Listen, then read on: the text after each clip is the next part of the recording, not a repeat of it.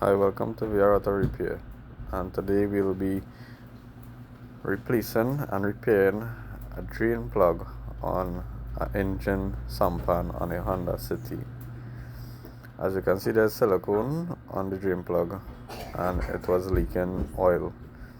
So here I'll be tapping the aluminum pan with a tap.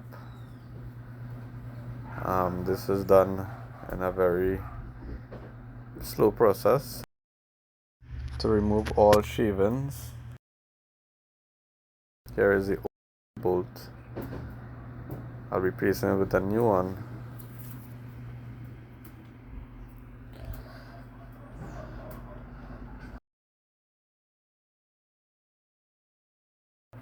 It will be hand tightened, as you can see here. New threading was made and I hand tightened it.